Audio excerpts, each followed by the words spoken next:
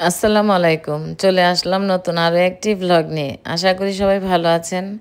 আমিও আলহামদুলিল্লাহ আল্লাহর অশেষ রহমতে আপনাদের দোয়ায় ভালো আছি।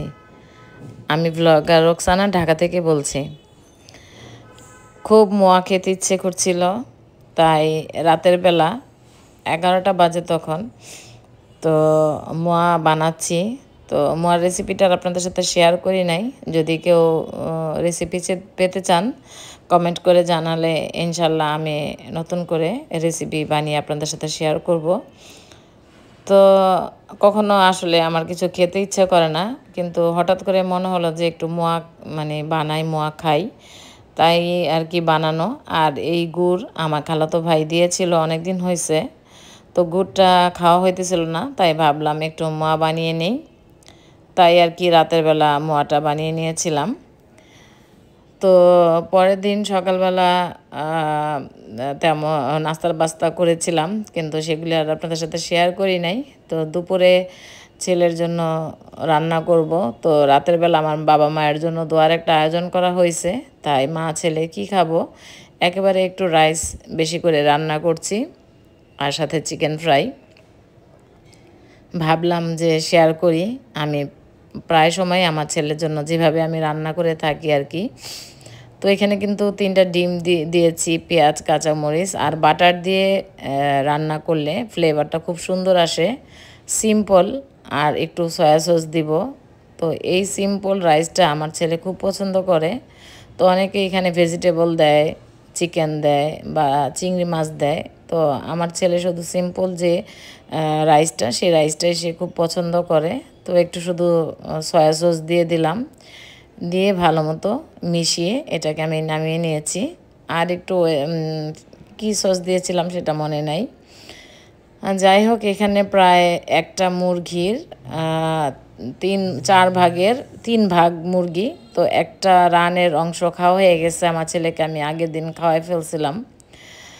তো 3 ভাগ চিকেন আমি ম্যারিনেট করে নিয়েছি এখানে ময়দা দিয়ে। আমি এখন ময়দার সাথে কর্নফ্লাওয়ার দিয়েছি, কর্নফ্লাওয়ার দিয়ে ভেজে নিচ্ছি। তো ছেলেকে আগে দিয়ে দিলাম, সেটাই আপনাদের সাথে শেয়ার করলাম। আমি কিন্তু অফ ক্যামেরায় খেয়ে নিয়েছি। তো সেদিন ভাবি এসেছিল, আমি আর ভাবি মিলে দুজনে খেয়ে নিয়েছিলাম, যেহেতু অনেকখানি বানিয়েছি। আর রাতের বেলা যেহেতু আমাদের বাবা মার জন্য দোয়ার আয়োজন করা হবে, সেখানে কিন্তু বিরিয়ানি রান্না করা হয়েছিল, তাই আমরা বিরিয়ানি খেয়েছি। তো বিকেলবেলা তালের পিঠা বানাবো। তো রহমান ভাই কিন্তু আমাদের জন্য তাল নিয়ে এসেছে। হয়তো বা সবাই তাল পিঠা খেয়ে ফেলেছেন, আমি এই তো খাচ্ছি আর কি। তো 1 কেজি চালের গুঁড়া করে নিয়ে এসেছি, ওখানে 1 কাপ ময়দা দিয়েছি আর বেশ কিছুটা তাল দিয়েছি। আর এখন দিয়ে দিলাম কি বলে গুড়, আর সাথে 2টা কলা কলা দিয়েছি, এজন্য কলাটা দিলে একটু সফট হয়। তো যারা অলরেডি তাল পিঠা বানিয়ে খেয়ে ফেলেছেন, তো এখানে আর কি বলবো, যে কিছু বলার নেই। তবে আমি আমার মতো করে বানিয়েছি আর কি, তো ভাবলাম আপনাদের সাথে শেয়ার করি। আর বেশ কিছুটা নারিকেল দিয়েছি, নারিকেলটা দিতেই হয়, নারিকেলটা দিলে তালের পিঠাটা খেতে কিন্তু দারুণ লাগে। যাই হোক, এখানে 1 কেজি চালের গুঁড়ার আর ময়দা টয়দা মিশিয়ে বেশ কিছুটা হয়েছে, দেখতেই পেয়েছেন। তো সন্ধ্যার দিকে কিন্তু এই কাজগুলি করেছি। তো সবাই মিলে গরম গরম পিঠা খেয়েছি। তারপর আমি বাকি যেটা ছিল সেটা একটা কন্টেনারে ভরে রেখে দিয়েছি, কারণ তালের পিঠাটা পরের দিন খেতে কিন্তু দারুণ লাগে। তো যাই হোক, আমরা পরে 2 দিন খেয়েছিলাম, আমার কাছে বেশ ভালো লেগেছে, সবাই মিলে কিন্তু খেয়েছি। তো তালের পিঠার রেসিপি আপনাদের কাছে কেমন লেগেছে অবশ্যই কিন্তু কমেন্ট করে জানাবেন।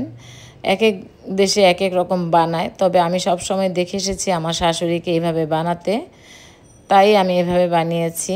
আসলে আমার এই পিঠা, যত রকমের পিঠা আছে সব কিছু আমি আমার শাশুড়ির কাছ থেকে শিখেছি, মায়ের কাছ থেকে শেখা হয়নি, কারণ ছোটোবেলায় বিয়ে হয়ে গেছে। শাশুড়িকে দেখতাম বিভিন্ন রকমের পিঠা বানাতো, সেই থেকে আমি আমার শাশুড়ির কাছ থেকে পিঠাগুলি শিখে নিয়েছি, দেখেই শিখে নিয়েছি।